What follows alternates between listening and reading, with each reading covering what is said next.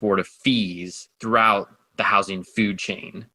I think a lot of these companies are trying to become these kind of one-stop shops to capture that.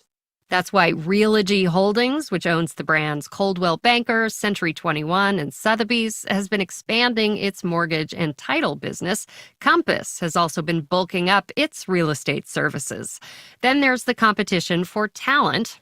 Since it was founded in 2012, Compass has grown to more than 19,000 agents through aggressive recruiting and acquisitions. It's been somewhat of a feeding frenzy, competing for the best of the best agents, because you immediately have a Rolodex of transaction potential.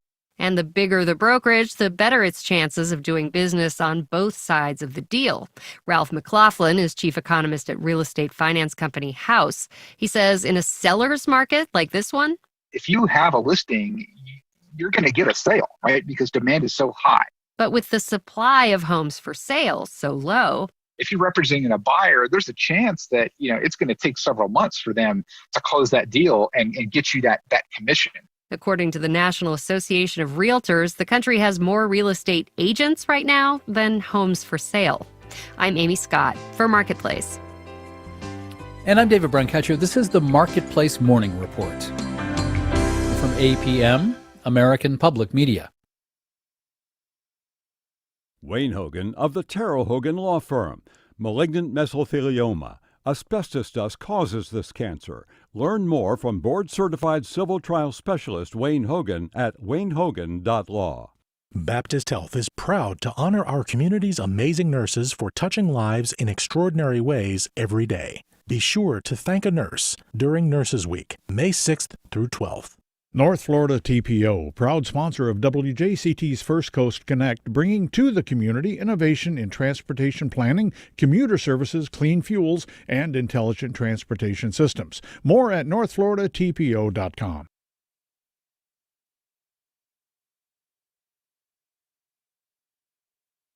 This is WJCT News 89.9 Jacksonville.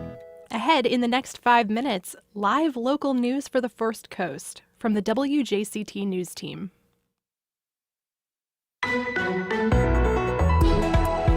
Congresswoman Liz Cheney is ousted from House leadership, but there's no way to know how Florida Republicans voted.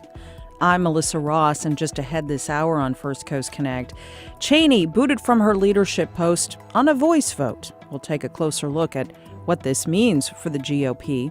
Then later. Well, hemp right now is being used primarily for oil, as you know, CBD, and that's where most of the activity is right now. Why some say hemp has the potential to become Florida's biggest cash crop. Plus, how you can score some unique Jaguars merchandise, courtesy of the Cultural Council. That and more is just ahead.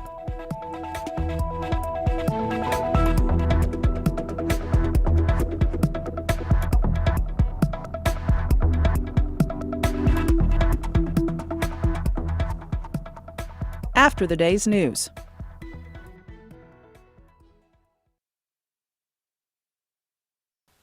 Live from NPR News, I'm Corva Coleman. Fighting between Israel and Gaza continues to intensify. NPR's Daniel Estrin reports from Jerusalem. More than 80 Palestinians and 7 people in Israel have been killed. There's no ceasefire in sight, despite the start of the Eid holiday marking the end of Ramadan. President Biden spoke to Israeli Prime Minister Benjamin Netanyahu. Biden says he's optimistic fighting will end, quote, sooner than later. The tensions have sparked civil unrest in Israeli cities, with mobs of Jewish and Arab citizens torching cars and shops and severely beating people. NPR's Daniel Estrin reporting. Officials with Colonial Pipeline are restarting the flow of fuel. This was interrupted last week when the company was hit with a cyber attack. Officials hope the restart will end a spree of panic gasoline buying that has led to severe shortages in the southeast. NPR's Camila Dominowski reports. Colonial says it began restarting the pipeline at 5 p.m. Wednesday. The company says it will take several days for supply chains to return to normal. Meanwhile, many parts of the Southeast, especially Georgia, Virginia, and the Carolinas, are caught in a self-perpetuating cycle. Concern about future shortages causes panic buying, which creates immediate shortages. That leads to more panic buying. The pipeline outage and spike in demand have created distribution challenges, but the country is not not running low on gasoline. And governors, along with the fuel industry, are asking drivers not to hoard fuel or buy gas they don't need. Camila Dominowski, NPR News. President Biden has signed an executive order to improve the country's cyber defenses. This comes after the ransomware attack against Colonial Pipeline. Biden's order sets out new requirements for companies that do business with the federal government. They need to report cyber breaches and threat information. This also comes after the SolarWinds and Microsoft Exchange cyber attacks. The Biden administration will outline strategies today for fighting climate-driven wildfires this year. NPR's Kirk Siegler reports much of the West is already in severe drought conditions. Here in the Northwest, there's already been a series of dry windstorms with little or no rain this spring. At the Spokane Office of Emergency Management, Jerry Bozarth says climate change means the wildfire threat in the typically cool Northwest is now basically year-round. We are very concerned with, the upcoming fire season, and we put quotes around that because the season becomes earlier and earlier every year. Today, the Biden administration is expected to once again put climate change at the forefront of its wildfire mitigation plans, a term that was generally frowned upon during the Trump era. Kirk Siegler, NPR News, Spokane, Washington. President Biden will talk with a group of Republican senators today at the White House about his infrastructure proposal. It's worth more than $2 trillion. Some Republicans welcome the concept but object to the price tag. This is NPR. You're listening to WJCT News 89.9 Jacksonville. Good morning, I'm Brendan Rivers. Florida will spend hundreds of millions of dollars over the next few years to protect against coastal flooding under a bill signed yesterday by Governor Ron DeSantis. The new law will require the Department of Environmental Protection to prepare a flooding and resiliency plan. It also provides as much as $100 million a year to local communities who identify areas that are at risk to sea level rise. The Jacksonville City Council is considering amendments to the local option gas tax increase, which would be used to fund infrastructure projects across the city. But as WJCT News' Sydney Bowles reports, council members seem reluctant to pay for an expansion of downtown's elevated train, the Skyway. After hours of deliberation Wednesday, City Council members voted to strip $132 million from a proposed expansion to the Skyway.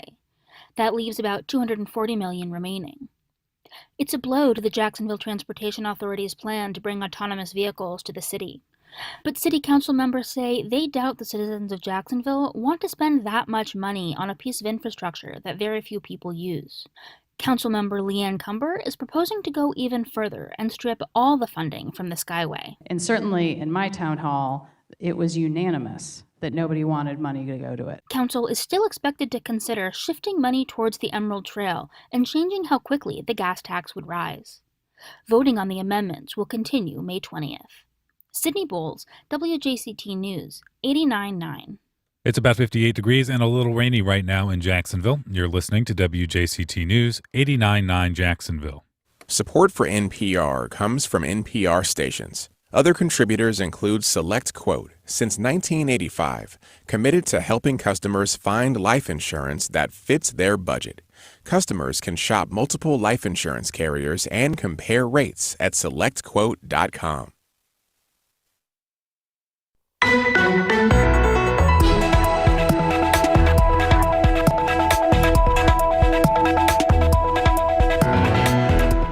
There's no way to record how Florida's delegation in the House of Representatives voted on the ouster of their colleague, Liz Cheney. Good morning. We're live from Studio 5. I'm Melissa Ross, and this is First Coast Connect. Thanks for listening. Just ahead, what the ouster of Liz Cheney means for her political future and the GOP as we look at Florida politics around this, too. Give us a call. It's 549-2937. Then later, why hemp is becoming Florida's biggest cash crop, at least according to some financial experts, and how you can get some one-of-a-kind Jaguars merchandise, courtesy of the Cultural Council. That and more all ahead. First, though, here's your COVID update for the day. A statewide increase yesterday of 3,184 cases of the virus and 51 additional deaths. So keep getting those vaccines, everyone. All right, our big story of the day, House Republicans removed Representative Liz Cheney of Wyoming Wednesday as their conference chair. in retaliation for her continued criticism of former president and now Florida resident Donald Trump and his continued lies about a stolen election, along with his role in the January 6th riot and insurrection at the U.S. Capitol. We're going to discuss this in the context of the Florida delegation to the House of Representatives. There's no way to know how most of these members voted, although it's fair to assume the majority of them, if not all of them, voted by voice to boot Cheney from leadership. Jacksonville Congressman John Rutherford gave a radio interview yesterday where he explained his rationale behind voting to oust Cheney. We discuss all this with Sean Frieder now. He teaches political science at UNF, and he's on the line. Hey, Sean, good morning. Good morning. Thanks for having me. And let us know your thoughts about this, everyone. Give us a call. It's 549-2937. Emails to firstcoastconnect@wjct.org. Tweets to @MelissaInJax. And our Facebook page is open. Let's begin, Sean, by pointing out that Republicans ousted Cheney from leadership because she insisted on telling the truth, that the election was not stolen and that the president actively fomented a violent insurrection at the U.S. Capitol. Absolutely. She's been ousted, or she's been attempted to be ousted a few months ago, back in February. So she's being punished for a combination of being willing to stand against Trump's position on the election, but also for continuing to talk about it. And I think that's sort of why we're seeing this vote come back up again. Is that the House conference members have known her position on this for a while.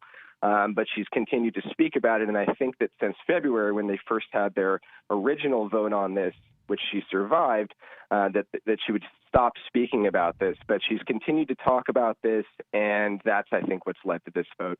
It was a voice vote, so there's no way to know how your representative voted for the most part here in Florida, although Congressman John Rutherford has gone on record saying he supported it.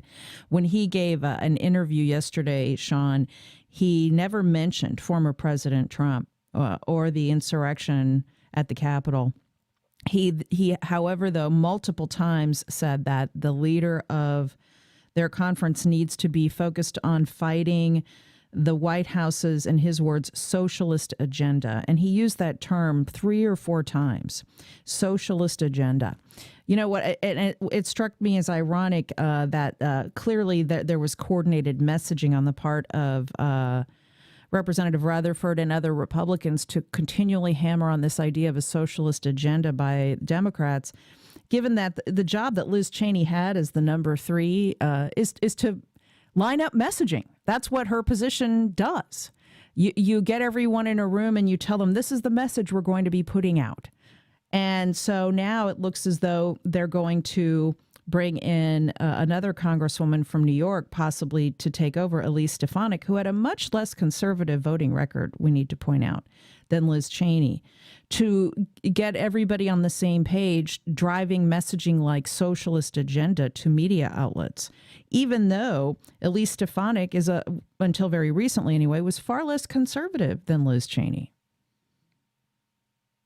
That's right. Between the two of them, if you're looking simply at voting record, Cheney and for a long time has had the more conservative record of the two. Elise Stefanik has actually voted against Trump on a number of positions, including national security, climate change, a couple of other things.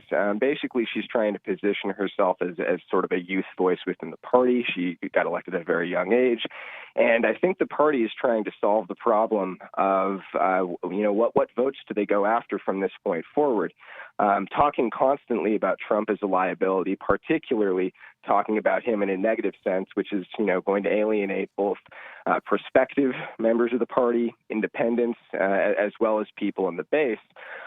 Which is, something that Cheney was doing too much of for their taste. And as you said, the House Conference Chair is largely, it's a messaging position, and to a certain extent, it's almost like a union rep position. She's sort of representing the rank and file members of the House Republican caucus to the leadership as well. So from a purely functional position, this is not too surprising that we see this happening. She is representing an unpopular, at the very least controversial position within her own party. She's supposed to be within the leadership and being on board with the messaging and trying to direct the messaging against Democrats rather than towards Republicans. And she's simply violating commandment numbers 1 through 10 of party politics, which is don't split the vote within your own party. And that's something that she's been doing. So the interesting thing about this is not that she's been voted out.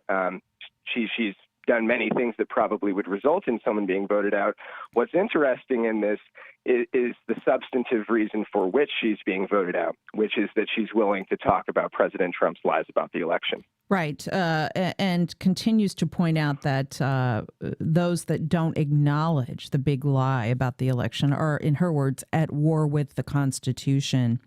Now, as this happened with Rep. Cheney this week, Sean, at the same time, there is another groundswell happening, a group of Republicans saying that they are looking to perhaps form a third party.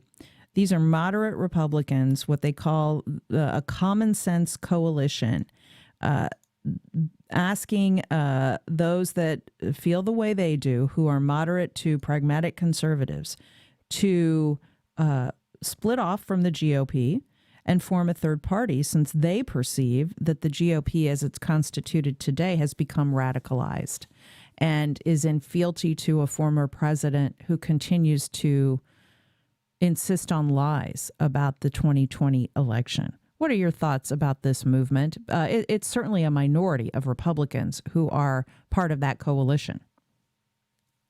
Sure. They are. They're trying to figure out a way to wrest back control of their party.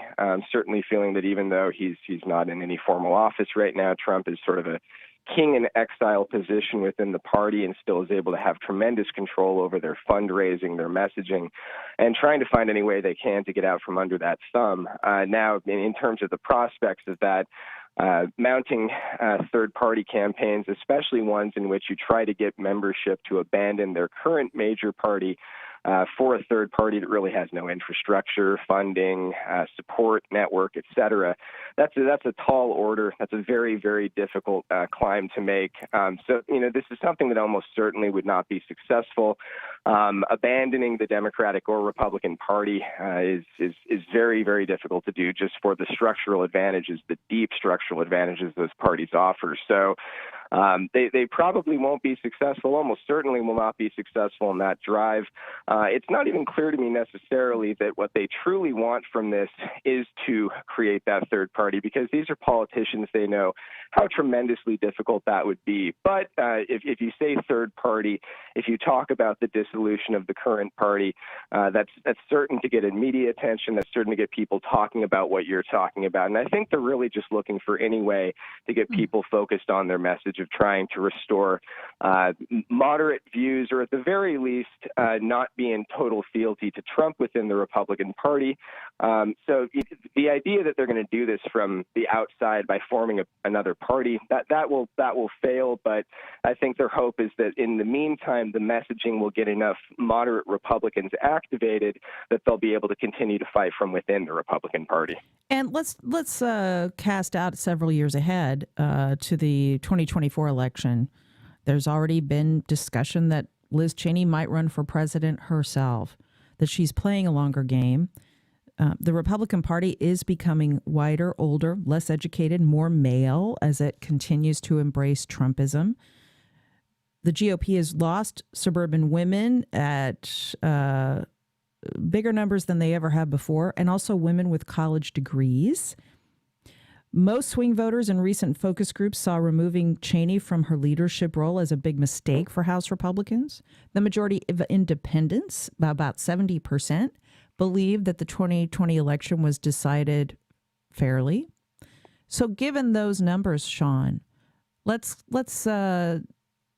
get you to maybe pull out your crystal ball as we look ahead to 2024. We could be in a very different place by then when we look at some of these dynamics. We'll have to see, but she could be thinking about 2024. Certainly. I mean, if she wasn't thinking purposefully since the beginning of this about her future political career, possibly aspirations towards a candidacy for the presidency, she's definitely thinking about them now, because this is, she comes out of this certainly as a symbol of resistance to Trump within the Republican Party, which would automatically make her one of the leading candidates of opposition if he were to choose to run in 2024, or if someone that was a clear Trump supporter, which there will be a series of them running in 2024 if Trump doesn't win, or doesn't run, rather. She would be the clear person that would stand in opposition, along with a couple other long-standing people that have been skeptical towards Trump, perhaps like John Kasich and other candidates like that. But the Republican Party right now, they're trying to solve a very difficult, maybe even impossible demographic and voting problem for their party that they've been seeing coming for a decade. We can go back to the loss of Mitt Romney in 2012, find afterward they immediately found a plan to try to boost support within the party from young people, from Latinos especially, from women. And, it was just a few short years after that Trump gained his political ascendancy and joined the party. And a lot of the plans that they had created, they had to sort of redraft in a different direction. So I think the fact that they're trying to replace Cheney with Elise Stefanik, as you mentioned, as the House Conference Chair, is an early version of them trying to solve this problem right now, as she is a somewhat more moderate and younger member of the GOP. So I think they're hoping that having her as a messaging person, it gives them somewhat more of an inroads to the growing demographics of the country, especially younger people. But at the same time, they're sort of stuck between two impossible things, which is that they're trying to get people, younger people, people of color, women, more into the party, through some of these things. But at the exact same time, the main reason why they're having a difficulty bringing them into the party is the deep unpopularity of Trump amongst those groups. So by trying to solve one problem, they're almost just making the other problem worse. And if they were to go in the opposite direction, if they were to try to go for someone that was more moderate, that was opposed to Trump in the short term, they would have devastating problems in terms of fundraising, messaging. So there's really not a solution, I don't think, to this problem. Whatever they do probably makes their long-term future more difficult. Now, that doesn't mean that 2022 and 2024 can't go well for them. They both elections could go fairly well. 2022 is a midterm, and typically when someone takes the White House, that party doesn't do very well in the next midterm. So, for that reason, structurally, they would be expected to be favorites in 2022. They could perform quite well in 2024. But if we start looking to 2030, 2032, we start seeing a really, really difficult future for the Republican Party. Let's go to your calls, 549-2937. Javon in Tampa, all the way from Tampa. Good morning. Good morning. So the Republican Party does seem to have a real problem with the truth, whether it's the big lie, lying about climate change, lying about trying to sell JEA. But what does the average Republican actually do? The regular voter, the person who may be going to a party meeting, if they believe that Liz Cheney did the right thing, or they don't stand with Trump and those who are having this existential crisis with the truth, how do those people, I guess, help encourage the party to move in the right way if those kinds of Republicans still exist? And you know what? Thank you, Javon. They do still exist. When you look at the polling, Sean, about 30% of Republicans believe that the 2020 election was free and fair, and that fomenting violence at the Capitol was wrong. Yeah, this is a group within the party. They're now a minority within the party. As you said, about 30% is the right number on that.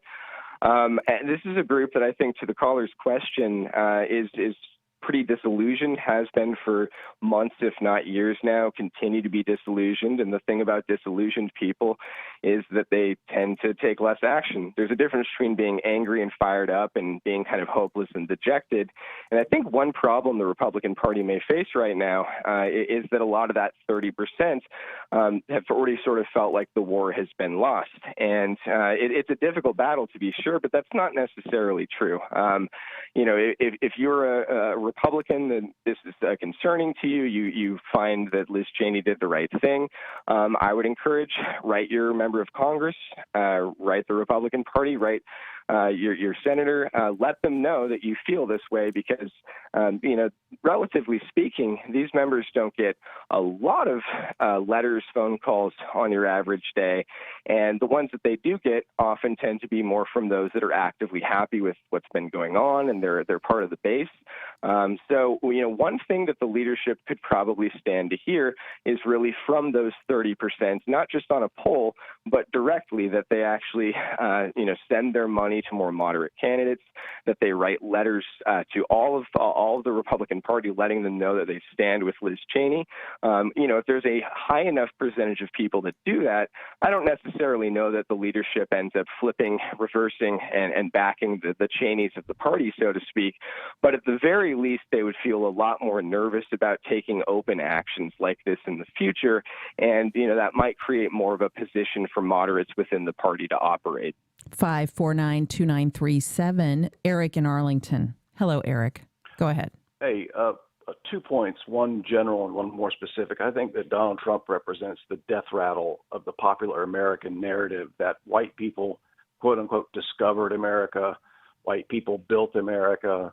And really, when you look at it, what happened on January 6th was an objection to the fact that white people didn't win the vote. I mean, that's what that riot was about, was that people were angry because they lost. And so, and the more specific point is, if you look at, I think this is the Republicans circling the wagons with Liz Cheney, with the ouster of Lynn Cheney. If you look at all these issues, first of all, foreign policy. For the Republicans, it was China, not Russia. Right now, people are running around buying gas, okay, because the Russians, so they were wrong about that. Climate change, I don't even have to argue. I mean, there's enough said there. Gun rights. There have been almost 200 mass shootings since January 1st. And you can go on down the line, election rights, civil rights. According to the Republican Party, Ron DeSantis included, there's nothing wrong with the way we police in America. So if you look at all these issues, it looks like they're wrong about everything, and they're anti-science. I mean, how could you basically build a party on all that? There's nothing they can do now but try to hide behind Trump. Thank you. Thank you, Eric. Okay, Sean, let's talk about a few of his points. Certainly, President Trump told his supporters over and over again that ballots that were mainly cast in urban areas, these were ballots mainly cast by African Americans in a number of large cities where the vote in those states became close.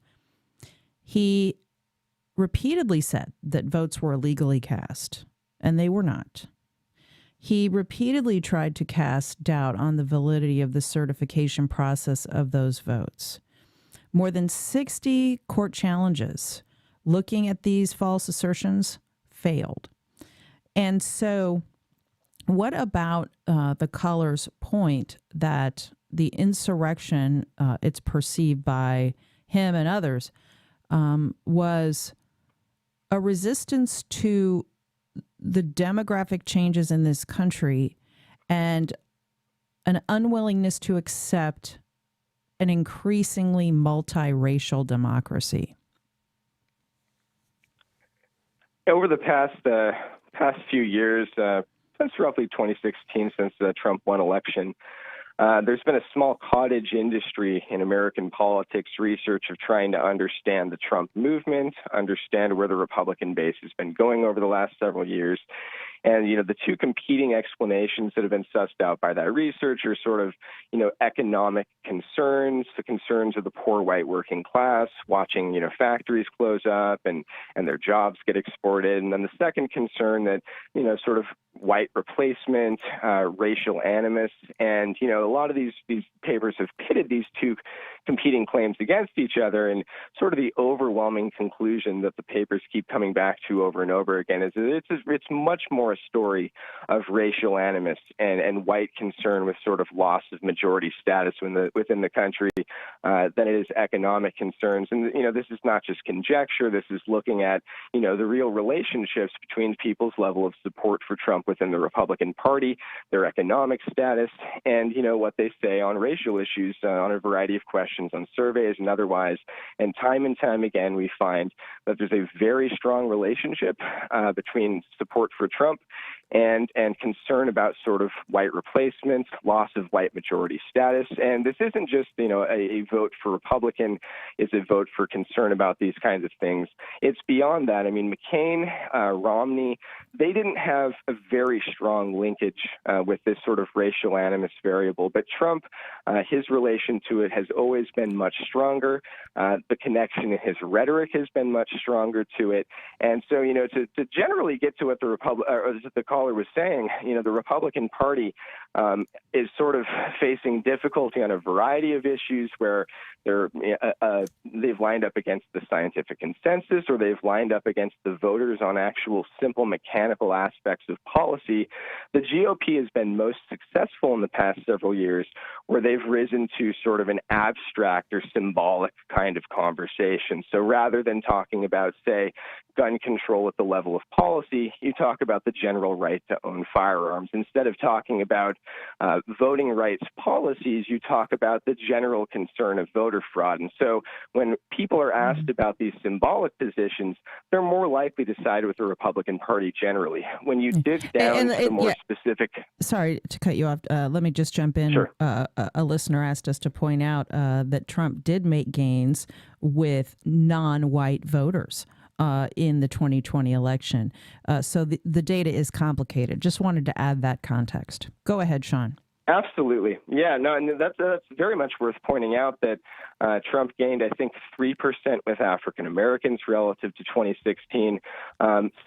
Some of these changes are just because of general increases in turnout across the board. Some of these changes, one reason why I think he gets this is simply the incumbency effect, which we can see in many presidencies in the past, that a lot of voters, or at least a significant enough percentage, will vote for someone that has been in office.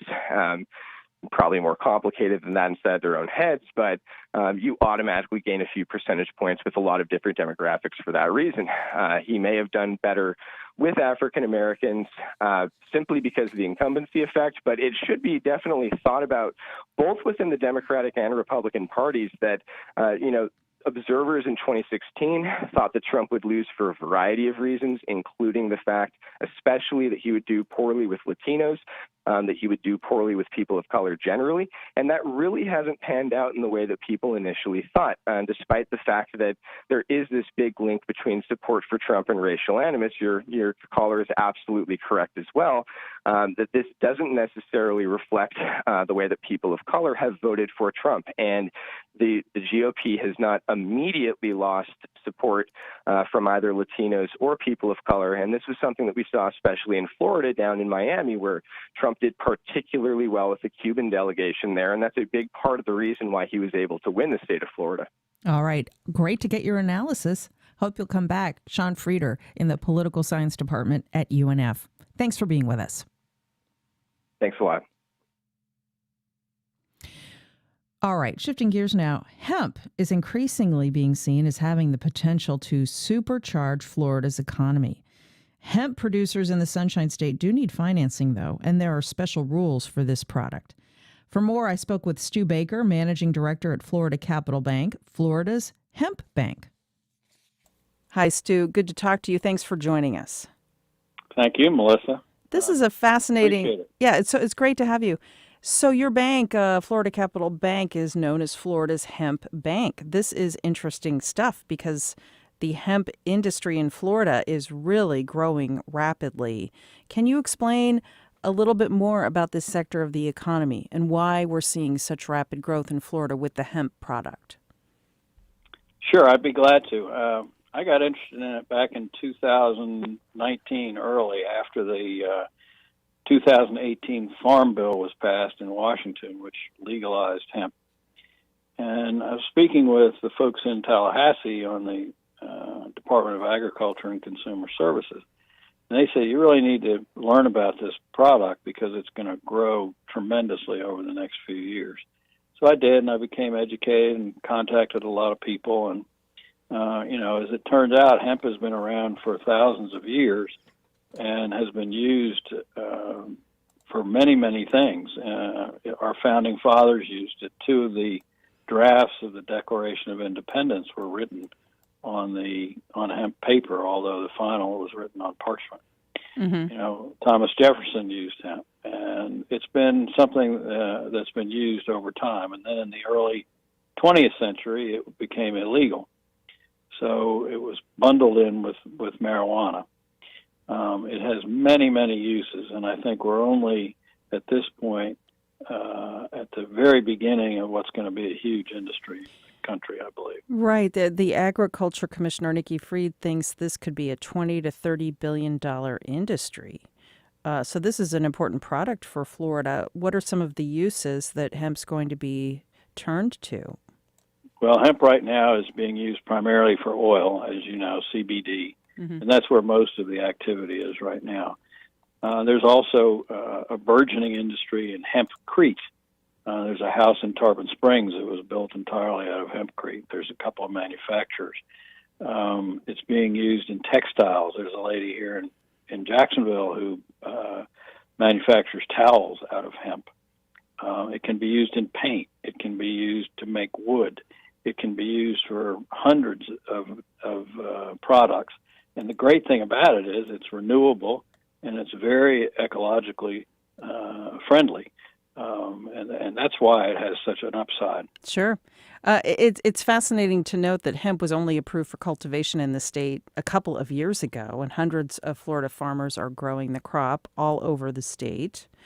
And this can be confusing for people because, as you said, Stu, people tended to conflate hemp and marijuana together, but they're not the same product. Can you explain that? Well, actually, they come from the same plant. Yeah. So that's where a lot of the confusion comes from. It's called cannabis sativa. And the confusion comes in that hemp is defined as having less than 0.3% THC, which is the psychotic in marijuana. So anything over that is illegal in the state. It's federally illegal, except for medical marijuana, which is legal in Florida. But the difference is that hemp has to be is very heavily regulated. Farmers have to be licensed. They have to provide details about their harvest. They have to measure the THC in their harvest. So it's not easy to do, but there are a lot of farmers in the state who are either devastated by hurricanes or who are being competing with out-of-country vegetable growers who are looking for new crops. And, of course, the orange groves are suffering from some diseases. And this has a great upside potential. I will say that it's a new industry. There needs to be more capital put into it. But I think the upside is tremendous. And that's where you come in. You at Florida Capital Bank are now known as Florida's Hemp Bank. You are helping hemp producers get capitalized, get their products sold. And there are special rules for hemp and CBD businesses, and this can get complicated, these producers having access to financial services. So if you could, tell us about some of the hurdles and how Florida Capital Bank is working through them. Sure. Well, we decided strategically to be in this business. So we have a team that is knowledgeable, experienced, and ready to help both growers, processors, manufacturers, and certainly retailers. It does require what we call enhanced due diligence, which means that we need to know a lot about the customer and what they're doing, who they are, because the federal regulators are also concerned about, they don't know a lot about hemp. They sort of bundle it with marijuana. And marijuana has always been an issue for them because it's a cash business and they're worried about money laundering. So with hemp, although it does allow regular banking to be used, they are requiring that we do what I said, enhanced due diligence. So we need to be a little bit invasive with each of these clients, and it takes a little bit of time on their part and some effort on their part to get everything we need. And that's true of any of the very few banks in the state who are dealing with this. Mm-hmm. So this is, I would think, a niche space your bank has identified that's only going to grow because many financial institutions probably aren't playing so heavily in this space. You see an opportunity. We absolutely do. And it's interesting that you say that because some of the larger banks are telling these folks, we can't bank you. Yeah. So we get calls every day from customers who being told by their institution, you've got 2 weeks to get your account changed. And it's just they haven't made the commitment and they don't want to get involved in it. So there's a big difference between us and some of these other, primarily the larger banks, but most of the smaller banks aren't educated either. So it's a very open industry for us, and we think, yes, it does have a lot of potential for the bank. As I mentioned, the agriculture commissioner, by the way, she's also expected to run for governor. She came to office on a platform of promoting this product. Even if you're not a direct consumer of hemp or CBD or cannabis products, there's a business case, I think, to be made that these products can really be rocket fuel for Florida's economy. How do you see this sector impacting Florida's economic growth over the coming decade? Well, I think in two ways. I think one would be the agricultural part, where the growers can have a crop that allows them to make some money. And the second thing are all the other things, which are the processors, and that requires a lot of capital, and there are about 4 or 5 in the state now. And then the manufacturers of things like hempcrete and textiles and things like that. We see a large interest right now in beverage manufacturers infusing their drinks with CBD. So that's another thing that's going to happen. And I think that as people learn about it and know that it is ecologically friendly, Secretary Freed has been a huge advocate. It will grow, but it's going to take a little time. I always say that because I think we don't want to get too over-involved or over-excited about it when it's a new industry and it needs to grow and it needs to grow well. But it is going to happen. So Florida has finalized what they call its hemp program and rules around that so that farmers and businesses can grow this product and sell this product. If people are listening to this thinking, maybe I want to get into this world, they need to be aware there's a lot of regulation around it and some navigation of some complicated regulations. Can you talk a little bit more about that? Sure. And we have a cannabis director in the state of Florida whose name is Holly Bell, and she works in the Department of Agriculture and Consumer Services. So initially, if someone wants to go to the FDACS.gov website, they can learn a lot about what's going on with the hemp business. But always, they're very responsive with questions that people give them, and they're very happy to respond. And they have town halls and they have meetings, and so there's a lot of ability to learn about what goes on. It does require that individuals or farms or processors be registered with the state. So they also have a due diligence process that they follow. And now that you're known as Florida's hemp bank, do you think the sky's the limit for this business? It sounds like, especially as we come out of the pandemic, you're pretty excited about it. I am excited about it, and I have been ever since I started learning about it, because I think it is a product, a crop, something that will transform certain industries. And if you look at hemp, I have T-shirts made out of hemp. I have hats made out of hemp. And so the sky's the limit in terms of what it can be used for. It can be used in paint. It can be used, as I said, to make wood. So it's just a question of the maturation of the industry. But I'm very excited about the limits of it, and as I think the folks in Tallahassee are. Well, thanks, Stu. Thanks for sharing your insights. He's Stu Baker, Managing Director, Banking at Florida Capital Bank, Florida's hemp bank. Thanks, Stu, so much. Thank you. Great to be with you. Right.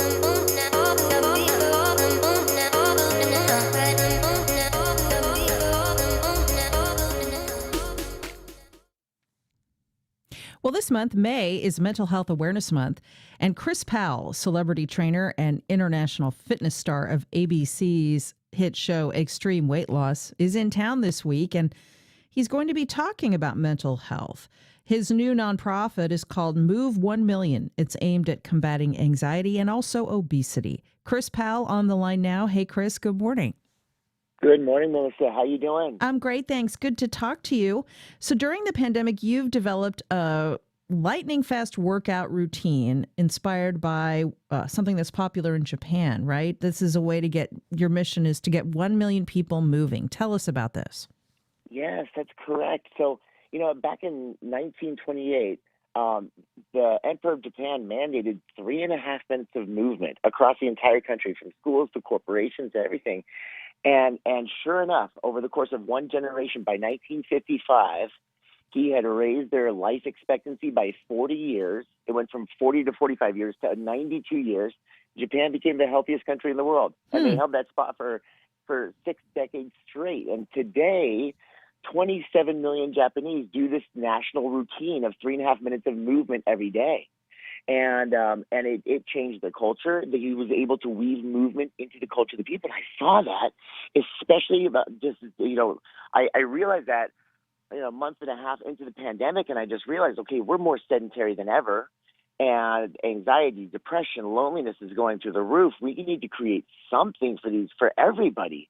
And so I created a 2.5 minute routine instead of a 3.5 minute routine, a 2.5 minute routine. Because we're Americans. We can't even do 3.5 minutes.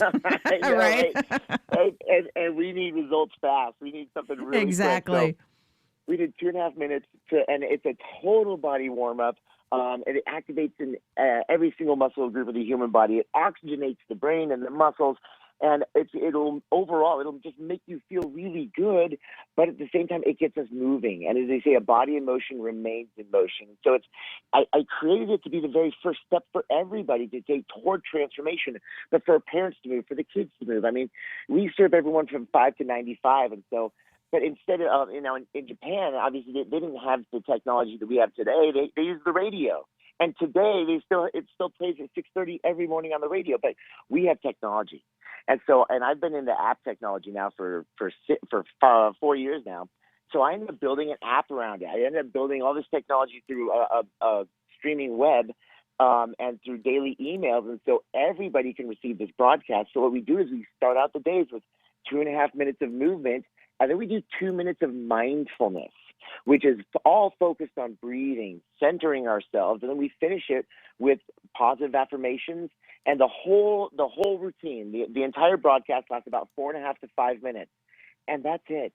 But it's movement and it's mindfulness together, because physical health, mental health, social health, it is a holistic approach to overall well-being, to putting us in a good mindset. And so, I ended up creating the whole thing. We launched five weeks ago. And this is an app. This is an app called Move 1 Million. And so what you're asking people to do is download the app and then do the routine through the app. Yes? That's it. It is an app you can download on the Google Play Store, on the Apple Store. It's 100% free. We are a free service to the world. And it's not just an app. You can also register your organization online or through the app, and you can receive the broadcast via a daily email. So we serve most of the schools in Arizona now. So we just came out of the gates. We're serving 64,000 kids in the Mesa School Districts. They do this after the Pledge of Allegiance every morning. So they've registered their classrooms. And so each teacher gets a broadcast sent to their classroom, and then all the kids do it together to the projector. How cool. Now, you started this, over a decade ago. You made a promise to yourself, right, that you were going to bring about positive change to at least 1 million people. Yes? That is correct. Yeah, I've been through some crazy times in my life, and I'm definitely blessed with all the opportunities I've had recently. But I found myself living out of my car about 13 years ago. And I needed to turn myself around, and in order to do that, I needed a mission in life. And so I went to I was sleeping on a friend's couch in Los Angeles, and I woke up and I just thought, okay, I need a purpose in my life. And so I went down to the closest tattoo parlor, and I had him tattoo the Roman numerals 1 through 1,000,000 down my side. And I That's told a the lot of lady, numerals. It's a lot of numerals. Oh my goodness! Hey, and we're getting a little tight on time, so I want to make sure that we also have time to explain how people can be part of your launch event this weekend in St. Johns County as you launch Move 1 Million in this area. Tell us what's happening. Yeah, so I'm going to be actually at a location called Shearwater. It's a healthy living community right there in St. Johns County. But due to COVID restrictions, it's going to be pretty tight down there. So we are streaming this live on my Facebook, which is at Real Chris Powell, or on the Shearwater Facebook page, which is it's Shearwater Life. So you go to facebook.com, Shearwater Life, or on Real Chris Powell, and anyone can participate. It's at 10:30 a.m. Saturday morning. I'm going to be teaching the Move 1 Million routine to everybody in St. Johns County. My kids are going to be up there with me, so we're going to be going through that. Then we're going to do a super fun family workout. So anybody can tune in on our Facebook Live, and they can join in with us this Saturday at 10:30. How fun. It's Move 1 Million. Check it out on Facebook at Real Chris Powell. Go to their website, m1m.org, or download the free app, Move 1 Million. As Chris, celebrity trainer and featured on ABC's Extreme Weight Loss, has created a 2.5-minute movement routine you can do every single day. Easy and healthy. So, Chris, thanks so much. This is great to talk about, too, during Mental Health Awareness Month, because we all will be calmer and happier if we're moving more. So, Chris, thanks. Amen. Absolutely, Melissa. Thank you so much. And hopefully we'll see you out there. Thanks so much, Chris. And in a moment, how you can score one-of-a-kind Jaguars merchandise, courtesy of the Cultural Council of Greater Jacksonville. We'll tell you about it right after this.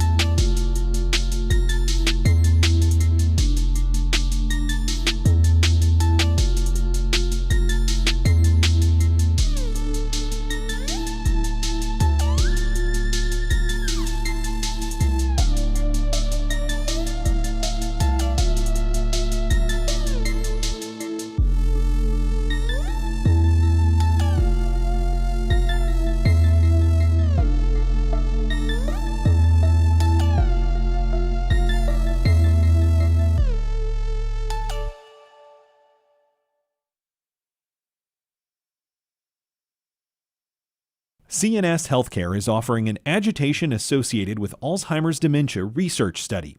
Has Alzheimer's changed your loved one? Have they shown verbal or physical symptoms of agitation? Learn more at 904-281-5757. Congaree & Penn, dedicated to agriculture and culinary endeavors, offering field-to-fork dining and outdoor experiences on over 300 acres. Sip, dine, explore. Information at congareeandpenn.com. For 50 years, NPR has brought you perspective on the news, the big picture, the crucial context. Public radio is also a place for perspective you might not hear anywhere else. 50 years from now, when people are wondering what happened with the Minneapolis uprisings of 2020, they can literally come back to these boards and learn the entire history just from what's painted here. Listen to NPR and hear every voice. To support now, go to wjct.org/radio. And thank you. It took years for Linda Griffith to get a diagnosis for the severe pain that came with every menstrual cycle. It was endometriosis. She's a bioengineer who founded an MIT lab to investigate endometriosis. On the next Fresh Air, she'll tell us what her lab has learned about this disease and how it may lead to breakthroughs in treating other diseases. Join us. Today at noon on WJCT News 89.9. Life expectancy on average has doubled since 1900. Almost every major city has multiple monuments to lives lost in military conflicts. But you almost never see memorials to the lives saved thanks to medical or public health breakthroughs. Shouldn't we make a bigger fuss over those who made it happen? Next time on 1A.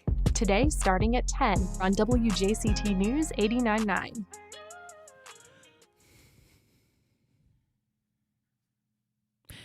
Welcome back. Well, in celebration of the NFL draft and the Jaguars' historic selection of the first overall pick, the team got together with the Cultural Council of Greater Jacksonville to commission some one-of-a-kind painted and autographed footballs, commemorating all of the excitement. And these footballs are now up for auction. Diana Donovan is executive director at the Cultural Council, and she's on the line. Hey, Diana, good morning. Good morning, Melissa. Thank you for having us today. Good to have you. These are 20 official NFL footballs painted by well-known local artists and autographed by Jaguars players. And people have until Friday to bid. Yes? Yes, ma'am. They are up and live, and you can do a buyout. So if you find one autographed football by a local artist that you really love, you can do a one-time price and beat the bid for $1,000. Very nice. So people obviously want to see what they're bidding on. Where can they look at the images of these pigskins? So we have www.culturalcouncil.org/arts and sports NFL football auction. So if they go to our website, they can just click on the link and it'll bring them directly to the NFL auction, and they'll be able to look through all of the footballs and all the beautiful works of art that 5 of our Northeast regional artists completed. And some of the funds from the auction will go to the Cultural Council, which is great. You know, you don't often think of NFL football and the arts coming together, so this is an interesting collab. Yes. So this actually was the launch of our Arts Plus campaign.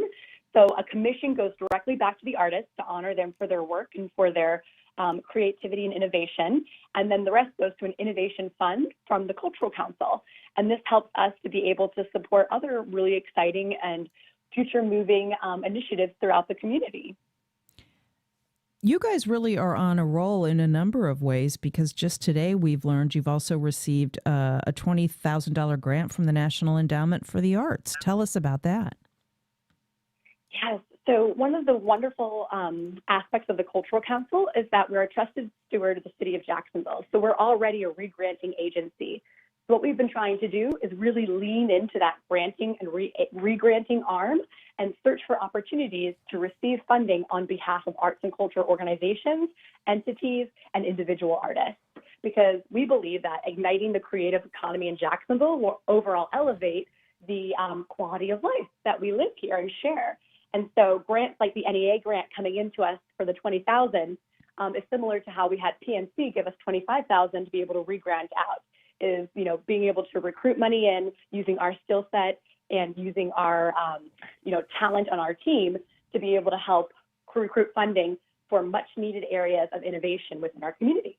So, yeah, give me some examples of that, if you could. Sure. So PNC is a great example. They came into us and they said that they wanted to be able to give back to the artistic community and programming, and they were able to give us $25K, and we were able to sit down. And as stewards, we go through the grants. We make sure that the grant giving is sustainable, that they're giving to programs that will be high impact, high quality, high caliber. And so if you go around like Riverside Arts Market, we have artists there who are doing live murals, and that was a program that was able to be funded. And we're able to do grants out to figure out, if somebody wants to create a program, Arts Plus Healing. The Arts Plus campaign is an open receptor, so we can partner with sports.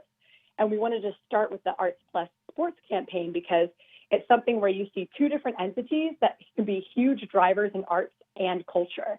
And we know that NFL football players have their own passions and heartstrings, as we saw with Trevor coming into Jacksonville. Mm-hmm. So we're really excited about what that looks like and how to meaningfully partner with people from either Arts Plus Healing, Arts Plus Medical, Arts Plus sports, Arts Plus Business, Arts Plus Banks, and be able to use that funding to help appropriate it back out and into our community for the people who are already being incredible innovators and creators.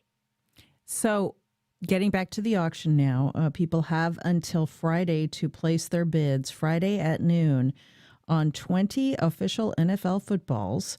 They were dipped in white paint to create a blank canvas, first of all, and then they were painted and decorated by well-known local artists and autographed by a Jaguars player.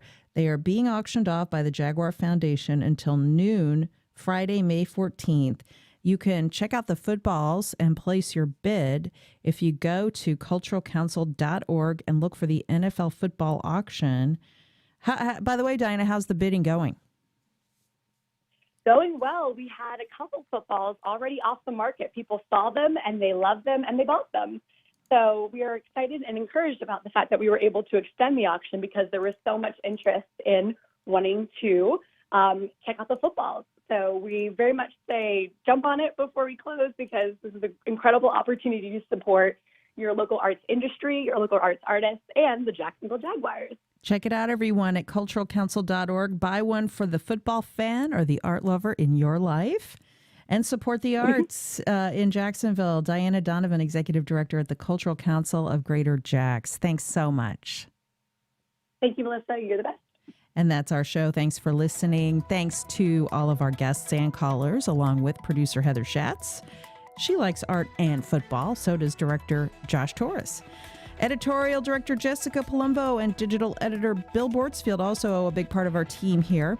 Along with you, keep your emails coming to firstcoastconnect@wjct.org. We value your feedback. And if you missed any part of today's show, our podcast is up later today, wherever you listen. You can also listen through the WJCT app. I'm Melissa Ross. This is First Coast Connect on WJCT News 89.9 Jacksonville.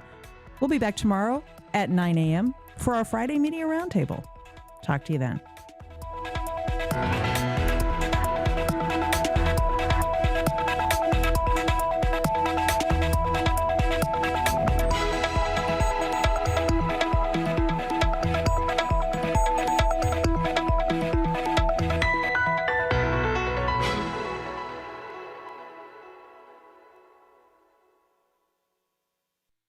Support for First Coast Connect is provided by Baptist Health and the North Florida Tea